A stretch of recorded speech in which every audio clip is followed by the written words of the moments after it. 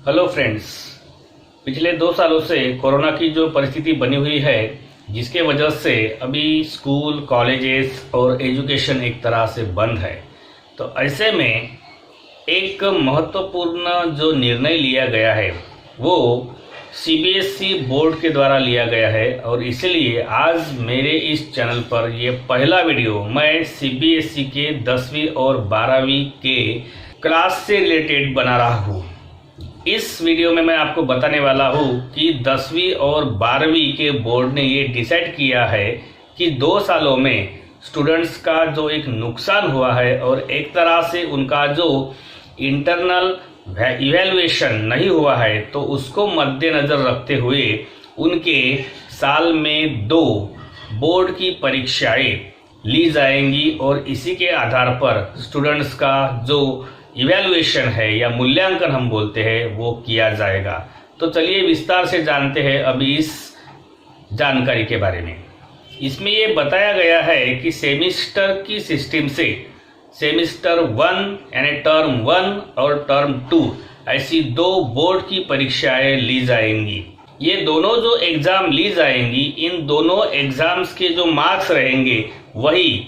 अंतिम यानी जो आखिरी का जो उसका रिजल्ट बनेगा उसमें उनको क्या किया जाएगा, एज अ मार्क्स के तौर पर लिया जाएगा। ये जो टर्म 1 और टर्म 2 के पेपर लिए जाएंगे ये लगभग 90 मिनट्स के पेपर लिए जाएंगे और इसके लिए जो पेपर सेट करने का काम है वो सीबीएसई का बोर्ड करेगा। इसमें ये भी बताया गया है कि जो इसकी जो टर्म 1 फर्स्ट टर्म की जो एग्जाम ली जाएंगी बोर्ड की वो लगभग नवंबर-दिसंबर में ली जाएंगी और टर्म 2 यानी सेकंड टर्म की जो एग्जाम है वो लगभग मार्च-अप्रैल में ली जाएगी। इसके लिए जो सीबीएसई ने पैटर्न बनाया है बोर्ड का क्वेश्चन पेपर का वो भी बदला गया है। इसमें जो फर्स्ट टर्म में पेपर होगा उसमें एमसीक्यूज यानी मल्टीपल चॉइस क्वेश्चंस के आधार पर वो पेपर लिया जाएगा, लेकिन दूसरा जो पेपर होने वाला है उसमें रीजंस, एजर्शंस, सिद्ध करा या किसी का कारण बताइए, ऐसे एमसीक्यू के आधार पर क्वेश्चंस आपको दिए जाएंगे। यानी टर्म 1 में जो एमसीक्यू दिए जाएंगे वो नॉर्मल टाइप के होंगे, लेकिन सेकंड जो टर्म होंगी उसमें रीजनिंग और एजर्शन के ऊपर में आपको एमसीक्यू दिए जाएंगे।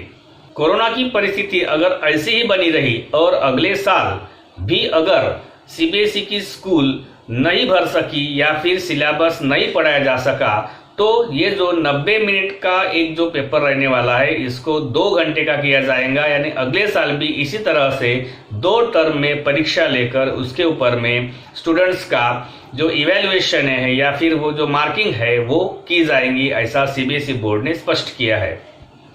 अब सीबीएसई का रिजल्ट बनाने के लिए टर्म 1 और टर्म 2 सिर्फ ये 2 ही परीक्षा है, इंपॉर्टेंट नहीं होने वाली है। तो इसके साथ साथ स्टूडेंट्स ने पूरे साल भर में क्या किया इसके आधार पर उनका इंटरनल इवैल्यूएशन जिसको हम अंतर्गत मूल्यांकन किया जाएगा और उसके भी मार्क्स एक तरह से उस अंतिम निकाल में या फाइनल रिजल्ट में क्या किए जाएंगे, सबमिट किए जाएंगे। यानी एक तरह से हम बोल सकते हैं कि सीबीएसई के स्टूडेंट्स को 10वीं 12वीं के स्टूडेंट्स को सिर्फ टर्म 1 और टर्म 2 की परीक्षाएं देके नहीं होने वाला, तो उनको पूरे साल भर इसके लिए पढ़ाई करनी पड़ेगी और उसी के आधार पर उनका फाइनल इवैल्यूएशन करके उनके मार्क्स बनाए जाएंगे और उसी के आधार पर उनका रिजल्ट घोषित किया जाएगा।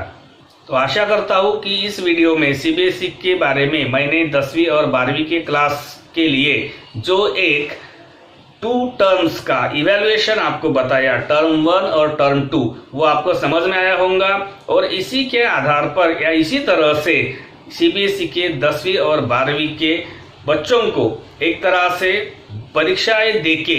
अपनी गुणवत्ता एक तरह से सिद्ध करने का मौका मिलने वाला है और इसी तरह से पूरे साल भर उनको पढ़ाई करके एक तरह से अपनी बुद्धि और अपने कौशल से सीबीएसई के 10वीं और 12वीं में मार्क्स लेने का एक अवसर यहाँ पे प्रदान किया गया है। तो आशा करता हूँ इस वीडियो में आपको ये जानकारी महत्वपूर्ण साबित होंगी और इसीलिए मेरा ये चैनल एजुकेशनल मनोहर आज आप अभी सब्सक्राइब कर ले और उसी के साथ साथ हर एक एजुकेशनल वीडियोस के लिए हमेशा यूट्यूब पर सर्च करते रहे एजुकेशनल मनोहर।